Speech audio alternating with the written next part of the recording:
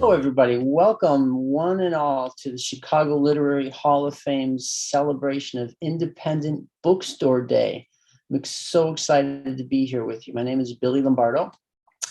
I want to just start by giving you a little bit of information about the Chicago Literary Hall of Fame, your host here today that I'm emceeing for. The mission of the Chicago Literary Hall of Fame, established in 2008, is to honor and preserve Chicago's great literary heritage through educational programming, awards, exhibits, and other special events, most especially the annual induction ceremony for the Chicago Literary Hall of Fame. The Independent Bookstore Day celebration is a national one-day party held annually on the last Saturday in April to celebrate independent online and brick and mortar bookstores across the country. In the before times, Chicago's celebration of this event was wild and unbridled, a little bit like a literary St. Patrick's Day celebration. But this year we've settled upon a hybrid celebration and have embedded some of Chicago's literati to serve as live correspondents in a few of our great independent bookstores, including Third Coast Comics, Volumes Bookcafe, Unabridged Bookstore, and AfriWare Books. I am your host, Billy Lombardo, and you'll notice I pronounced that with a lowercase b and an L, and I'm the author of so many things, a lot of books you're probably not going to find in those bookstores. I'm from Chicago's Bridgeport neighborhood, and I'm delighted to tell you that another new bookstore has been added to the Chicago area. It's called Tangible Books, and it opened up in the old neighborhood on 33rd and Halsted Streets. The owners, Joe and Lisa Judd, are the former owners of Myopic Books in Wicker Park. So we got a little hybrid of the north and the south sides there also. You'll find, hopefully at some point in the chat box, Tangible Books listed along with all of Chicago area's independent bookstores on the Chicago Literary Hall of Fame website, which you should also check out. The link should be in the chat box. A little something about today. There are some special discounts available to people who visit 10 stores. If you visit 10 stores, 10 bookstores, you could get 10% off at participating bookstores for an entire year. The bookstore junkies who visit 15 stores get 15% off. And if you go to all 100 stores, just kidding, you can't go, there aren't even 100. Anyway, our live correspondents today, and we're going to start with one of them who's at the Third Coast Comics, include Beth Doyle, Riley Redgate, Jarrett Neal, and Chicago Literary Hall of Fame founder and executive director Don Evans. I'll tell you a little bit more about each of them as we introduce them and the bookstores where they're corresponding from in minutes. But we're going to start with Beth Doyle, who is the Senior Vice President of Initiatives, Solutions, and Operations of the Council for Adult Experiential Learning. She's an insane reader, and she's reporting live from Third Coast Comics, along with its owner, Terry Grant. Beth Doyle, how are you doing? I'm good. Thanks for having us. This is Terry Gant. He is the owner of Third Coast Comics. Here in Rogers Park. Right. We're right by Loyola University. You can see this is the world's smallest comic shop. Smallest comic book shop. A solid 250 square feet. A mighty 250 square feet of comic awesomeness. Graphic amazement. Yeah, exactly. So Terry, why don't you start off by telling us a little bit about the store, about what you have here. I noticed, like, for instance, you can kind of see there's a bit of art here on the wall. Maybe you could tell us a little bit about your art collection. Okay, so first about the store. It started in 2005 as an online comic shop out of my house. I did this as a class project while you and I were in school together. Yep. And then in 2008, it became a brick and mortar store in the Edgewater neighborhood. 2016, I moved it about a block and a half north onto Loyola University's campus. So I might be the only comic shop on a college campus in the country. I'm probably the smallest. So at least I'm in the team photo of both of those things more than likely. The art on the wall in the area where you're standing is so the camera can't see. I have a collection of one particular 1940s superhero character that I'm a big fan of. And every time a comic artist or graphic novelist does a signing here, I have them draw a picture of Dr. Midnight. He's a golden age superhero that I really like. And I'm also a fan of the genre of comics is basically like teenagers with superpowers. So I have like a shrine to the Legion of Superheroes on around my sales area, but mostly I just get to look at that all day. In the store itself, the store is covered in comics. So I don't really need to have a whole lot of like other art in the store because the store is art. In a way, you know what I mean? Yeah. We're like 50% graphic novels, 50% monthly floppy style comics. I carry manga, I carry independent graphic novels as well as alternative and small press. I support a lot of local artists who are making their own things like zines, their own graphic novels. We have a monthly meeting of the Northside Comics Artist Group. And they do a lot of Kickstarter projects to publish their own books, and they kind of meet here monthly, kind of do a drink and draw thing. I do a discussion group monthly, like a comic book meetup discussion group where people just come in and we talk about like whatever they're currently reading. We also do like a bit of a show and tell. I'll include like comics history things. So we'll bring like comics in from different eras of comics. I'll bring in things from like the 60s or the 70s or something like that. Sometimes if I can get my hands on things for the 50s that I think these guys haven't seen, I'll bring that stuff in. I'm about to teach a comic book appreciation class in which I get people who are kind of marginally interested in comics but don't know a lot about it to not necessarily read more comics, but to figure out how it is they can find something awesome in comics when they're seeing a comic. It's a little different approach that I'm kind of working out, but yeah, that's like stuff that we got going on. Yeah, and you and I chatted a little bit about getting through the pandemic. And so you mentioned that you had started out kind of doing it out of your house. Then you had brick and mortar, and then I went right back to the old model because of COVID. Yes. I had to go. A lot of our customers weren't really comfortable kind of leaving their houses and coming up the shop. So we were doing I created what's called the Chef's Choice Plan, which is you just email me and just give me a budget and give me the idea of the kind of book you tend to like to read. And then I'll curate a stack of graphic novels for you to match your taste. And it didn't matter what people were into. They would give me all kinds of parameters. And I just work with the budget, make the box up, and ship the box all over the country. So we've been doing that for like the last 3 years because it worked so well. Why would I stop doing it, right? Yeah. So it really did feel a lot like how the shop originally started, with like no indoor kind of operation or whatever. But now we have both the indoor operation, some of our events slowly coming back, and me still curating graphic novels for the public. All you have to do is email me at terry@thirdcoastcomics.com. Give me an idea of how much you kind of want to outlay for your new graphic novel collection you're going to be starting. And then, just give me an idea of what non-comics you like to read, like what books in general, what style, give me authors if you want to. Give me TV shows you like to watch. And then let me match those things up with graphic novels you didn't know existed, but you're about to love. Yeah. So I'm gonna test this theory out right now. Okay. And you and I have known each other a while, so you know me a little bit, know the things I'm interested in. How would you curate a comic? And this is going to be interesting because while we have known each other for a while, we haven't always been in contact. So like in the last, say 10 years, I didn't see you a lot. So, if I were doing this for you, I already was thinking about this earlier. One of the things I would do is Dead Eyes, right? Dead Eyes is a book about a guy who's basically he's a former stick-up guy. Right. And he was notorious around town being a stick-up guy. But he made one big score. He retired. Right. But then he happens to notice in his retirement, he notices a guy buying things from the hardware. His like a Ace Hardware or Lowe's that he works at, that a person would buy if they were kind of a serial killer. And stopping that guy, interfering with that guy, kind of basically brings him out of retirement, and a bunch of people he ripped off now are looking for him, right? So it's kind of a cool, grimy, like it's not really a superhero kind of thing, but it's absolutely kind of a pulp, like crime fiction kind of thing. Yeah. And you might dig that. There's No Game of Sandman, which is sort of a supernatural horror classic, right? Yeah. I will warn you, it's 10 volumes, but I think that reading volume 1, and if in this format, it's basically the first 2 volumes, wouldn't do you any harm. It's the story of the Greek god of dreams, who's captured by a bunch of like sort of mystics and weirdos who are got their heads out over their skis. They think they're trying to capture death, but they accidentally capture dream, and then they keep him captured for a long time. This book is, a lot of it's about kind of dreams, revenge on horrible people. It's really fantastic.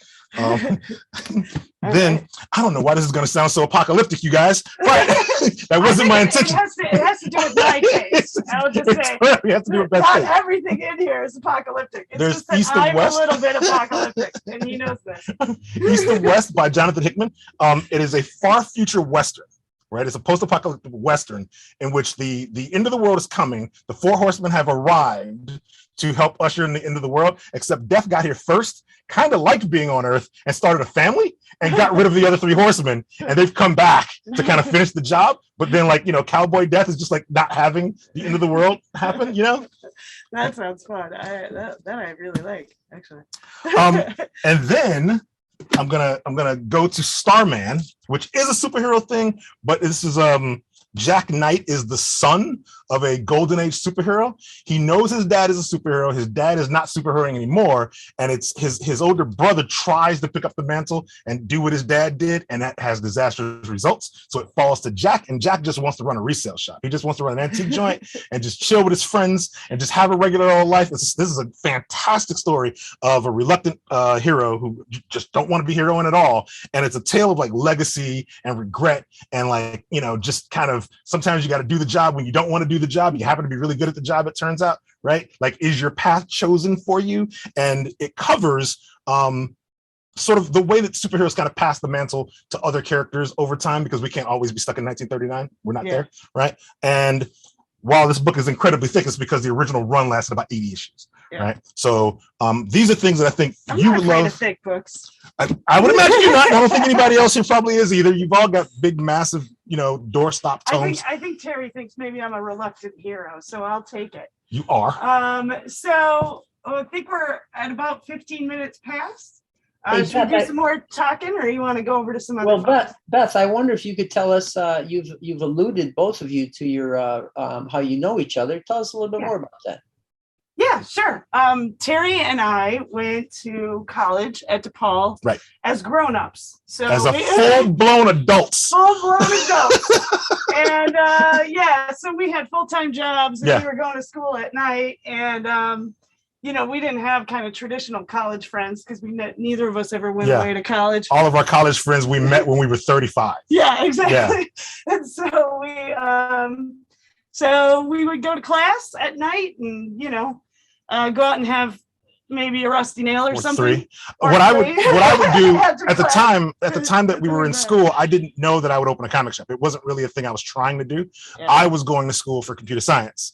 And the issue was that I learned that really what I was interested in was perverting every class we had to be about comics. So I made all of my projects in class about comics because it's what I was interested in, even though I didn't know I would open up a shop someday. And at the point in which I was told that I could no longer avoid taking any computer science classes, that's when I switched to marketing, right? And then full on went into like marketing, getting a degree in marketing and nerds. And then the comic shop kind of came out of like a class project that we all had to do in order to complete our program. Yep. And so I turned it into a real business. Yeah. And I was like, you can't open a comic book shop. That's not a real business. I would agree. And then I did it anyway. I'm not gonna lie. Sure. But you're still here. Yeah. And you got a good cadre of followers. I'm too stubborn to go home. Yeah. Right. Yeah. Like most people who run bookstores, we're not doing it for the money, right? We're doing it because we love what we do. And if we actually knew anything about business, we go do something else, right? So Beth, did you learn that that Terry had a bookstore? How did you learn? Did you just know about this all along? Because he you were sitting next to me when the idea happened, when it all came about. Yeah, and then from the beginning, he was talking about doing a business plan and everything, and I was like, okay, but that seems a little rough. And then, but then he started doing this where he would drive to people's houses and drop off comics. Because originally the project didn't involve a physical location. It was just me basically on my bike or in a car. And if you live within 2 miles of my office downtown or my house, I would deliver to your house if you were going to be a local customer. And then I got really tired of doing that after about 3 years. And it was also all of our classes had papers. Everything had a paper due. So we're writing these like big papers for everything. So I would write all my papers in bars, and then I had a bunch of bartenders become my customers. So I knew, okay, I got a customer base, I got no physical location. If nothing else, then let me start having a physical location to sell to my bartenders and to sell to, various other randos and book nerds, and just finding all these people. They loved comics. They just didn't have a place to go, like in the Edgewater, Rogers Park neighborhood, that fit them. So the idea then was to build a place that like everybody could feel comfortable in, and they could find their kind of, they could find their feet a little bit, Yeah. And that's kind of what I did. Yeah. And don't sell yourself short on that, because I remember when you were doing the marketing thing, you were actually very careful about thinking about the right location. Yeah, one of the competition and like where there was an audience, and that I would take my wife into other comic shops. I took my wife into other comic shops, and my scouting plan was, if my wife is in this shop and it takes her 15 minutes to ask if we're done, this shop is doing something right, and I should take note of it. If we're in this shop and after 5 minutes she's like, "Hey, are you done yet?" This shop is doing something wrong, and I should leave, right? Yeah. So I basically modeled it on all the shops that my wife, she didn't know I was doing this, but as if the longer we were in that store, I was like, let me figure out what they're doing correct. And let me think about those are the directions I had to go in.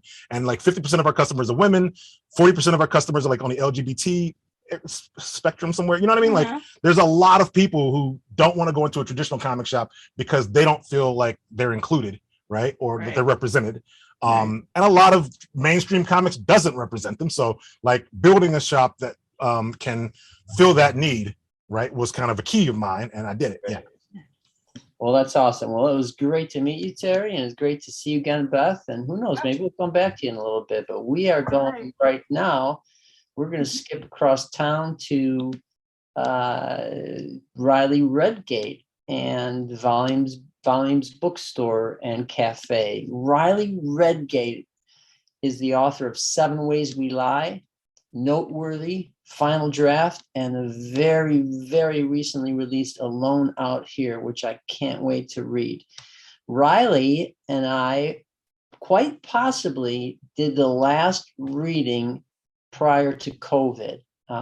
And we actually met in Volumes Bookstore, and she is at the cafe along with Volumes Rebecca George. Riley, it's so good to see you. Hello, I'm unmuted now. It is great to be here. I'm downtown. So Volumes actually has 2 different locations. They have had a long-standing Wicker Park location, which is right in the middle of kind of moving and reconfiguring, rebuilding. I'm not in Wicker Park right now because they're putting in new floors, and the floors aren't there yet. But this, as you can see, has beautiful, elegant floors.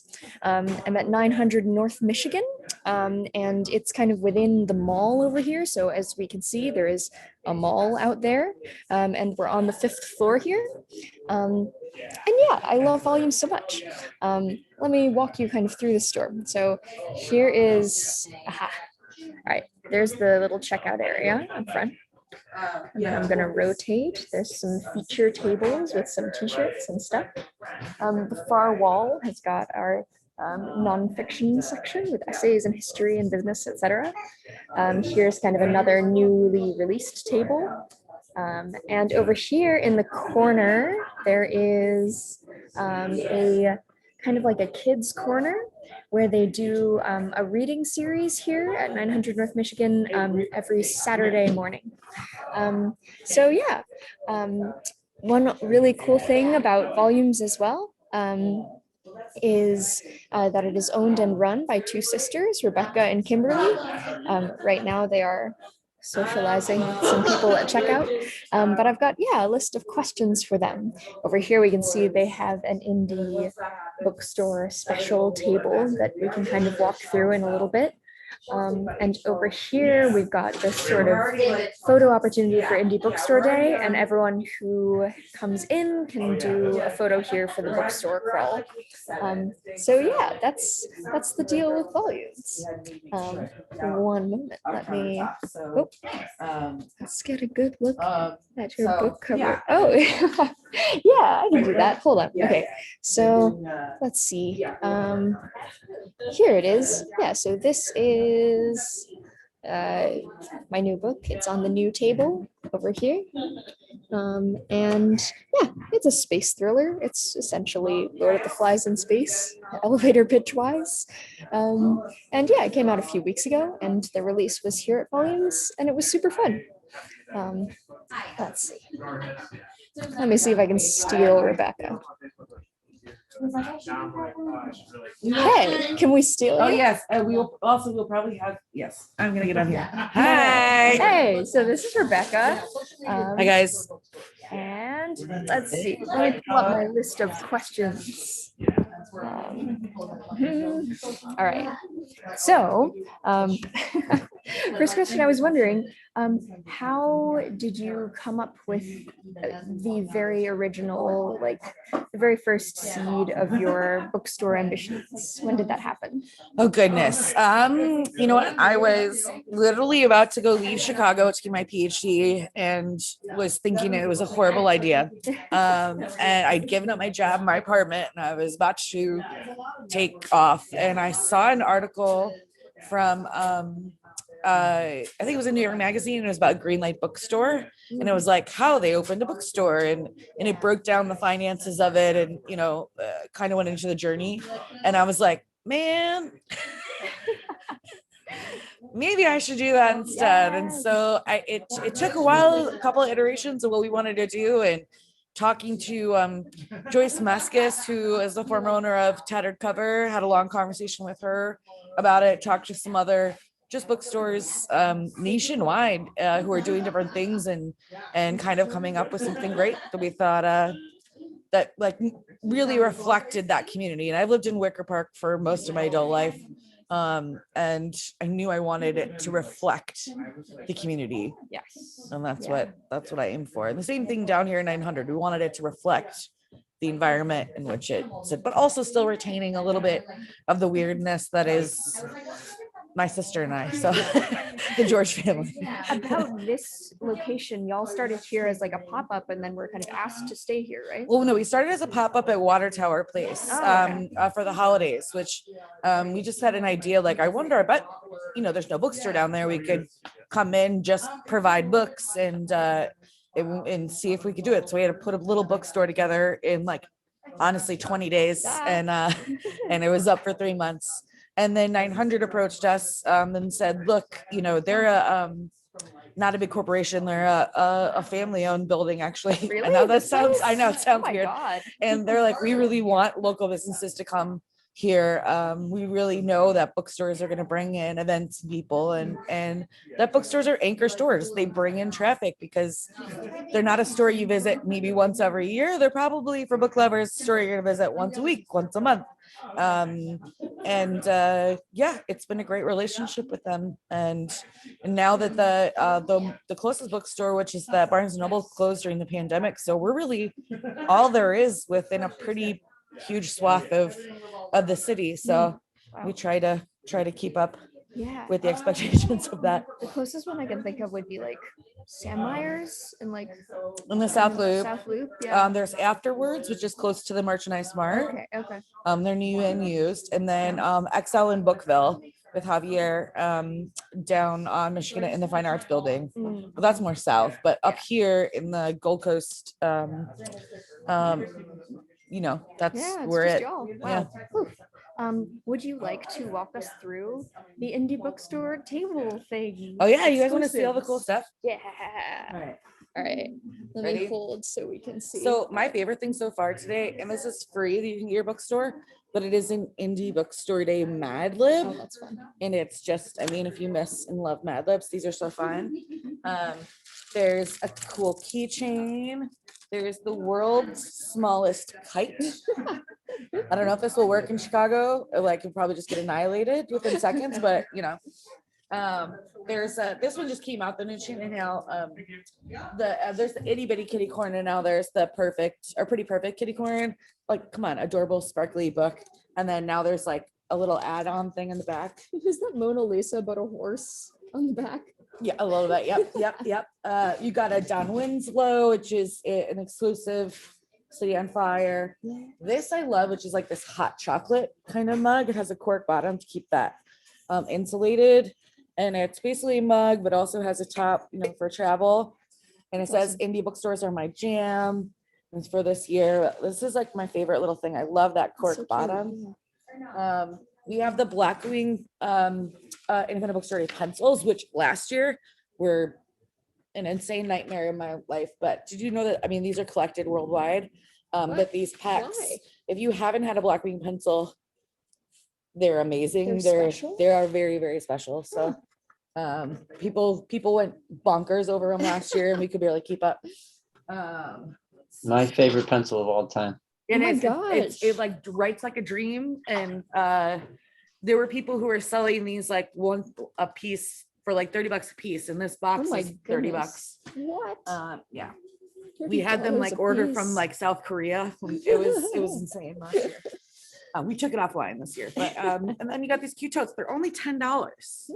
Like, who doesn't want this cute little bookstores are my jam To tote carry all of your books in. for $10? We also have another freebie, which is this read like an artist thing from Austin Kleon. He's the famous like Wreck This Journal Oh yeah. kind of guy, and then he also does a lot of like blackout poetry stuff Oh, okay. and fun. And then this really great little graphic novel Ooh, that's, I mean, it's hot. It's great. It's beautiful. I think that's it. I mean, there's Yeah. also just stuff that I'm wearing right now. Photo. Oh yeah, we have signed copies of Riley's book. Oh yeah, for Um, sure.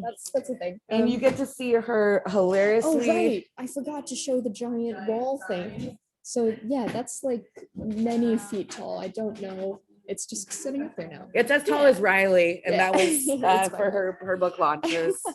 It's comically large, but we have it as a permanent home there in the corner, and we couldn't be more proud to have it there. So, Let's see. Oh, hang oh, on. where can you get a cute Yes. T-shirt like mine? Great question, Amy Danzer. We are printing up some new ones here, so when we have the new volumes in Wicker Park opening up, you'll be able to get some then. Until then, you just need to wait, but that should be about a month away until we open up. Hopefully, fingers crossed. City of Chicago works in our favor. Yeah, that but was we- actually the next thing I was going to ask about. Is like, how is the renovation going? How are the floors? It's treating going. it? The floors are halfway done. Once the floors happen, then things are going to start cooking. All the things are going in. We're still painting. If you guys are in the mood to come to Wicker Park and paint some walls, we could use the help. So it's really aesthetics, putting in shelves, and That's great. it's gonna be really cute.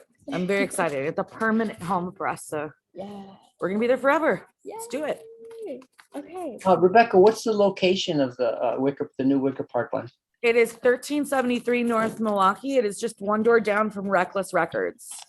And next to Transitees, which are two of our favorite business partners anyway in the neighborhood. So we're excited to have a permanent location next to two of our favorite people. Yeah. How do you guys team up with other kind of businesses in the neighborhood? Like, Oh goodness. A number of things. I mean, well, lovely Reckless is taking care of our pickups right now. I mean, What? Oh, lovely, lovely right. humans. But we also do, like in the summer, we do a Where's Waldo hunt. So you've got with Candlewick, we'll have little Waldos hiding in businesses all over the neighborhood. And for an entire month, kids and adults can go and explore the neighborhood, find some new small businesses, and find Waldo. And it's a really fun thing to do. Also be teaming up with Bubbles Academy here. Oh yeah, we team up with Bubbles Academy What is over there. There's one upstairs in here. It's a school for young kids, but I wouldn't say school. It's Enrichment classes for preschool. enrichment classes, art classes, music, body movement, all sorts of things for the littles.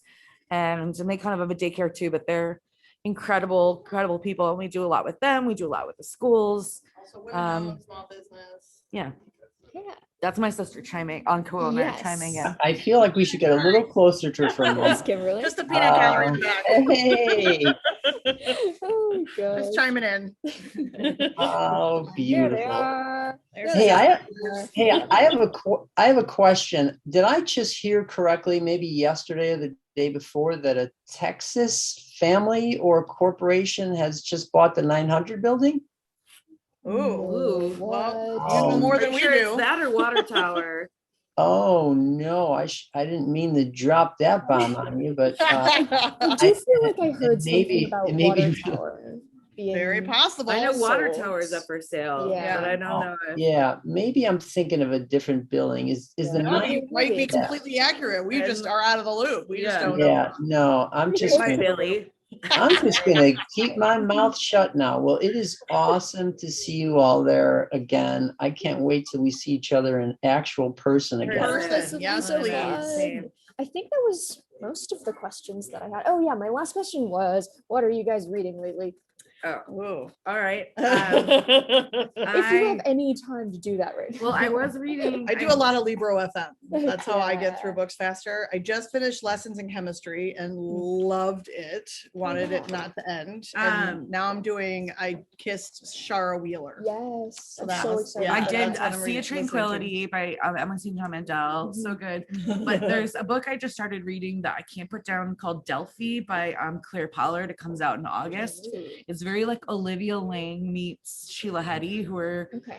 two kind of auto fiction writers, but the pandemic happens in it, and a woman who's an academic kind of grappling with woman as oracle, woman as voice. Is she actually an oracle? Is she like a pandemic era No, I oracle? mean maybe a little bit, Okay. but it's Gotta read the book to find Okay, out. all right. Riley. it's You got really it. really beautiful, and yeah, I almost read at least half of it in like under a half hour. Wow. Oh my god, that's Could not amazing. stop. Yeah, some really good stuff. And out right now. obviously Riley's book, which I read Yes. about a month ago, which is a Bless you Can't for Put making the Down, time. super fun. And we will have autographed copies here. Yeah, they're over there. They're stacked over there. But yeah, cool. I think that is all of That is awesome. Riley, thank you so much. And Sisters Bye. George, thank you so much. Happy Indie Bookstore Day, everyone. Thank you, Billy. Knock 'em dead out there. Bye. Bye, Billy. See you. Bye, everybody. We are now going to go to AfriWare Books with Don Evans, who is embedded there. Don Evans, of course, is the founder and executive director of Chicago Literary Hall of Fame. And Don Evans will be reporting from AfriWare Books along with Nzingha Nommo. Don, how's it going over there? Hey, Billy, Hey, how are you? good. Can How are you you? see me okay, or is it a little bit blurry? Is it a little fuzzy? We can see okay, but I actually like that it's a little blurry, Don. Okay. Well, I am here at AfriWare Bookstore in Maywood. One of the things that I absolutely love about Independent Bookstore Day, new glasses, by the way, but they're getting fogged up, Independent Bookstore Day glasses. One of the things I absolutely love about Independent Bookstore Day is searching out, finding, and going to bookstores that heretofore I didn't know or didn't get a chance to go to. And so this is one of those. I live in Oak Park, just a couple miles east of where this bookstore is. I'm going to take you a little bit here just to see if we can get a little bit of a view of where we're at here. Whoops, sorry. Okay, so here we are. This is right by the Eisenhower Expressway, right off of Harrison and First Avenue in Maywood. It's a beautiful little shop. It has great artwork. It has different, and Nzingha is going to tell you better about this than me, but I went through, and one of the things about Independent Bookstore Day that is I got to be careful about is that I want to go to a bunch of stores, because as you guys all know, if you go to 10 bookstores, Billy Lombardo will make you a home cooked meal and supply all the wine. That's right, isn't it, Billy? That's right. That's right. And then if you do 15, you go to Billy's house, he makes you dinner and everything. So I'm going to try to do 10 today, which is crazy. It's hard to do. So I've got to limit myself a little bit here and try to figure out what I'm going to do. So here's the purchases I am going to make at this bookstore. I've got a Chicago author here that I am young adult novelist that I'm going to get that book. And then, of course, for Independent Bookstore Day, this puzzle. Let me see if I can get it in focus a little bit more. This puzzle of the Shakespeare Book Company in Paris. Okay, so now, Nzingha Nommo, tell us a little bit about yourself. Keep close up, and I'm going to try to reconnect here so that we can Okay. get a little bit more tour of the store. Hi all. How are you doing? It's a pleasure Hey, to be Nzingha. here. Thank you so much for this opportunity. I've been in business since 1993. We actually started in Broadview and we moved to Oak Park, and now we're in Maywood in an office building on the 4th floor. So I wanted to give you a little tour of the new art that we have starting in November. I'm live, sorry. We're multitasking here. So we have some wonderful local artists that hope you can see this beautiful original artwork by Chanel Romaine. And we also have a photographer here. I'm going to try to get a little closer. I think that's how this, oh no, it's totally not working on here. Let me turn this back around. And we recently added a banned book shelf.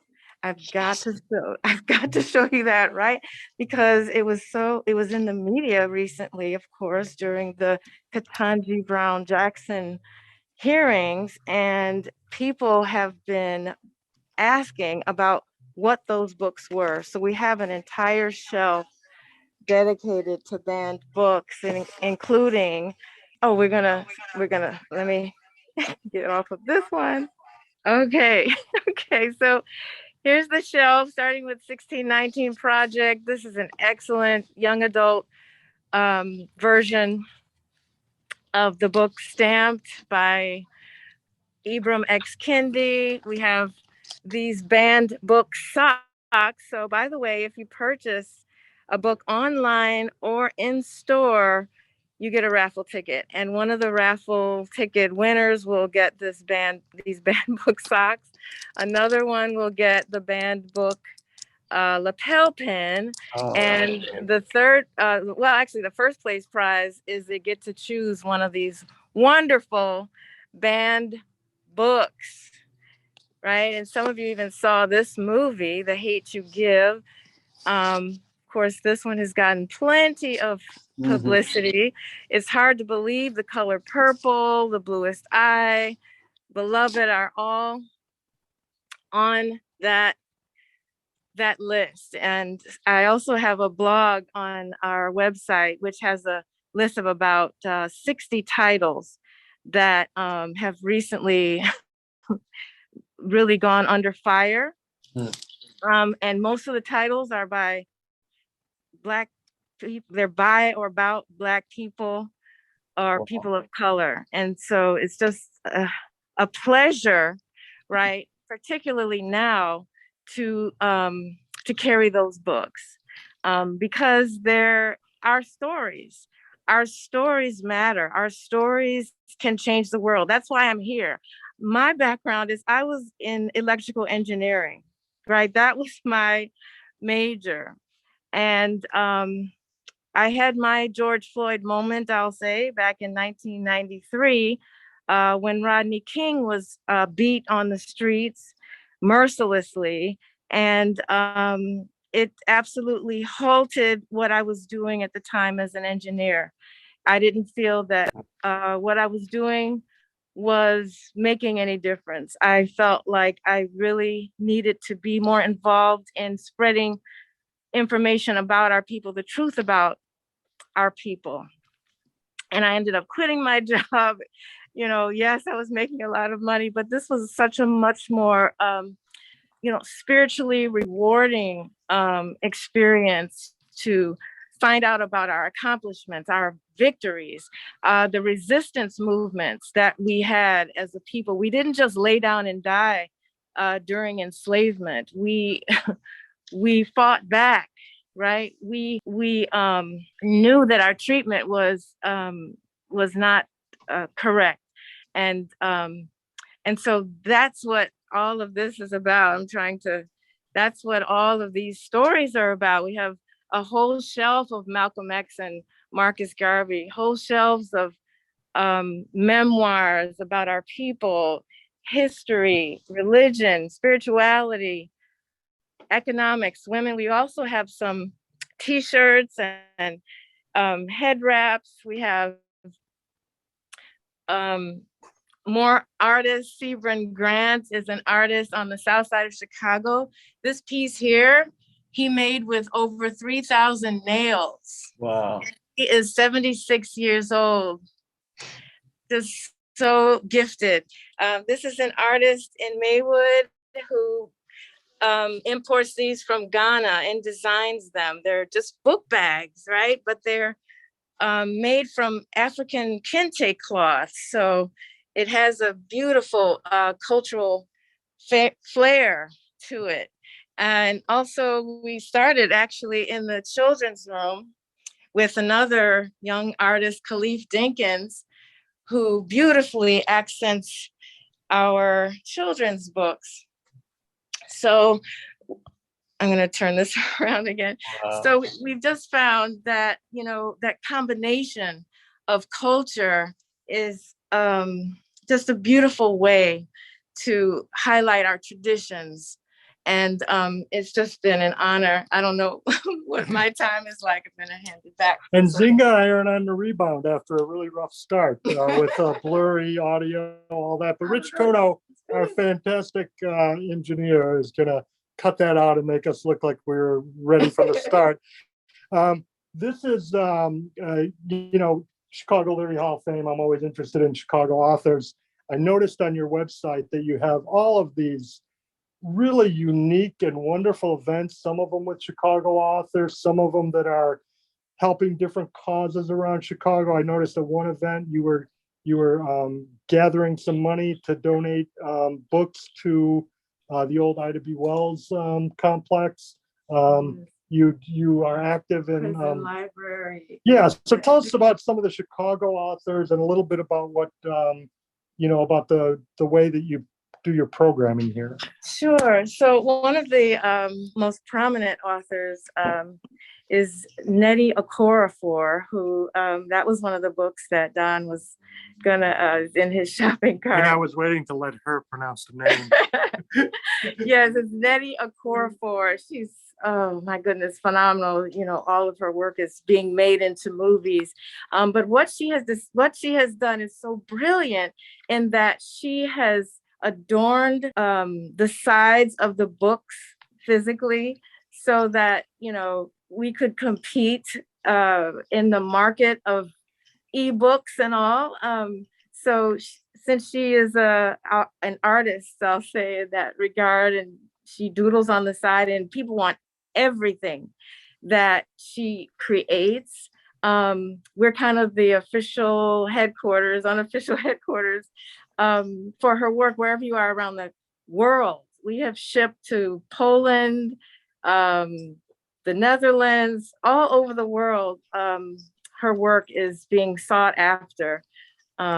And so that's one of the authors that we work with. We also have Zoom calls recently. We're more hybrid. And this particular author, Nana Okua Brewhammond, we had a wonderful discussion with her, discussing the creation of the color blue through the ages, starting off with the ancient Egyptians or Comedians, and how our ancestors would mine this very hard to duplicate hue.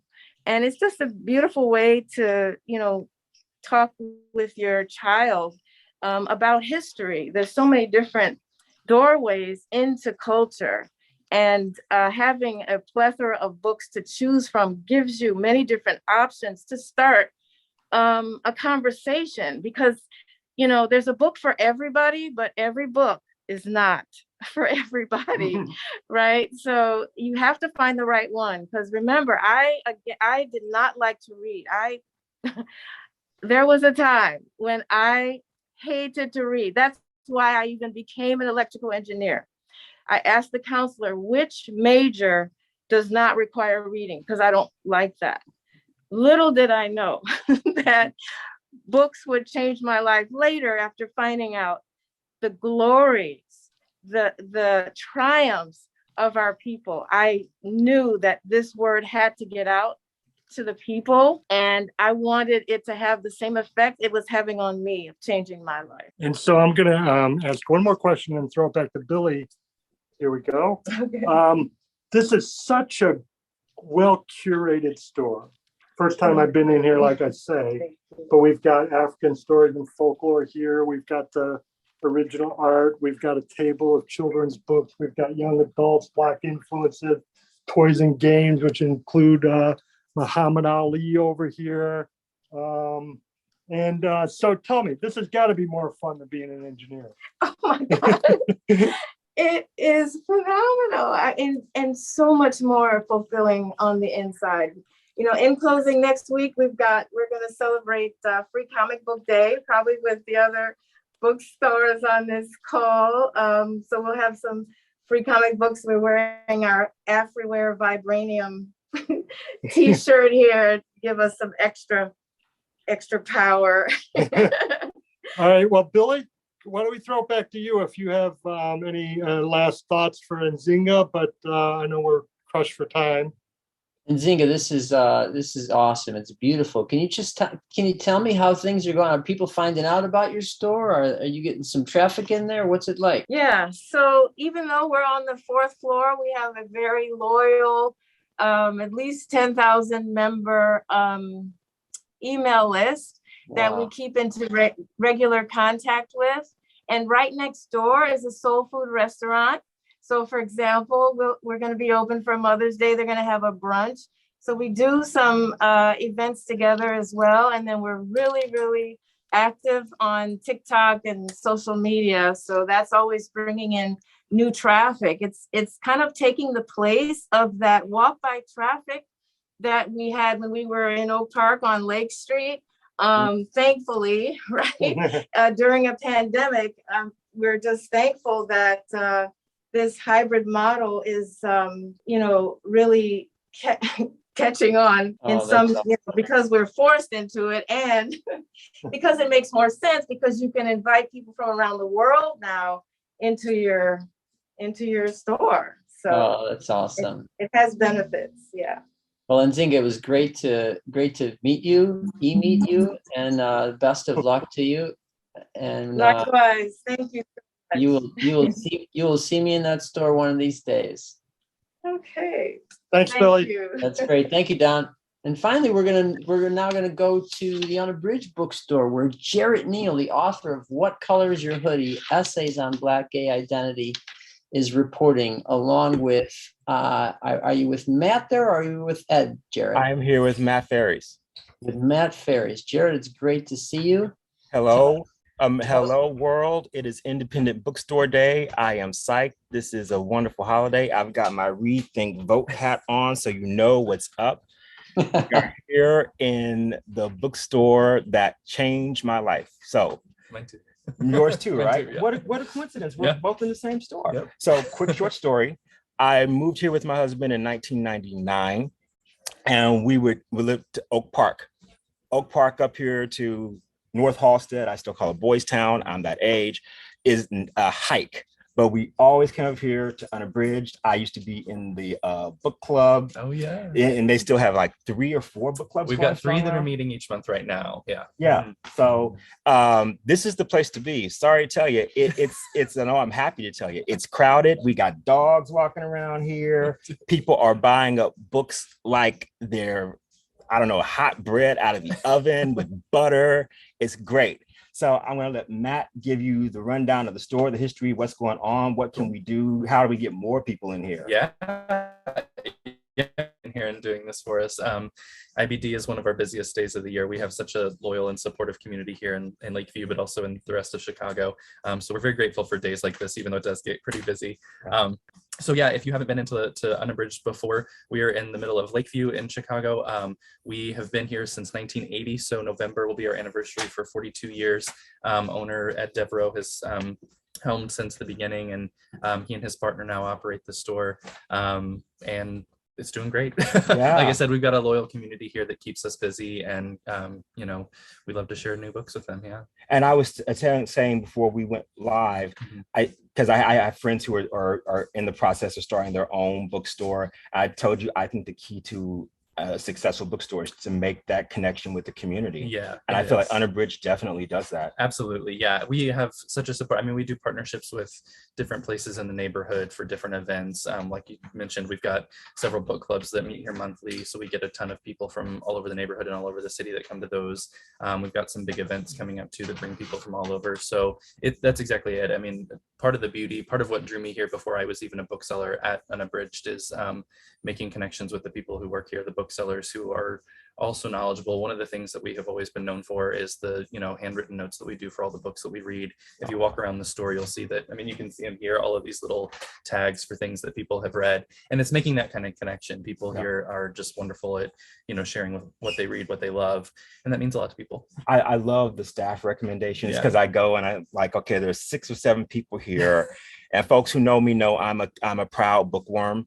And so I'll go down and I'll see, okay, who's read the most books that I've read? Yeah. And that's your like, person. That's my person. That's my person. Yeah. But I will say, I feel like this is the premier LGBT bookstore. For those who have not been here, get up here. So I feel like Unabridged is known for 2 things. A huge collection of queer lit and also the best remainders in the city. That's exactly it. Yeah. I like this book was out last year. And I wanted to buy it, but and now I can get it for $6 and it's still hardcover because I love hardcovers. Yeah. I love that about the store. Yeah, that's one of the big draws for us. And it's a thing that we're pretty proud of because, we're a pretty general use bookstore, right? Like we're standing on the side of the shop that has fiction and nonfiction and all kinds of other titles. Some of our more popular fiction and romance, all that's over here. But because of the neighborhood that we're in, because of the history that we have since the beginning of the shop, we've had one whole section of the store over there that's just dedicated to queer literature, to titles by and for the LGBTQ plus community. So that's a huge part of our business over there. There are just very few places like that left in Chicago, but also in the country. And so that's what makes us unique in a way. One of our book clubs that meets monthly is dedicated to queer literature. So each month we have a group of people that come and we go back and forth between sort of the classics of that genre and also new underrepresented voices that are being published now. So yeah, that's a huge part of our history, a huge part of our customer base and community are people in the neighborhood that are looking for those kind of books. And yeah, you mentioned too, the remainder section is also a pretty unique thing here. We have a whole section of the store that's dedicated just to sale titles. So like Jarrett was saying, you can get brand new books, new releases, things that are just recently published for like $6, $7. And we restock that section a couple times a week. So that stuff moves pretty fast. So I do, I'm like, okay, I want to give this writer my money, but do I really want to give him $35? Yeah. I'll wait a year and I'll get it because my house is becoming a library in and of itself.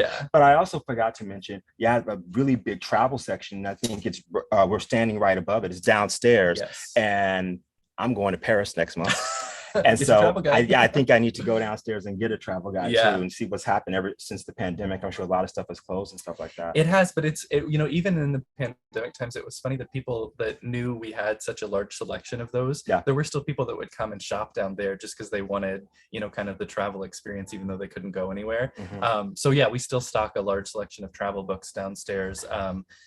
Ed, the owner of the bookstore, is also, he's been a globetrotter and loves to go new places, so that's been a passion of his that he brought into the store. So yeah, big travel section, big sales section, obviously our LGBTQ plus titles, and we also have a great section for kids too. Years ago we won some awards for the selection of kids books that we have. Oh, great. Also, so yeah, so there's something for everybody here.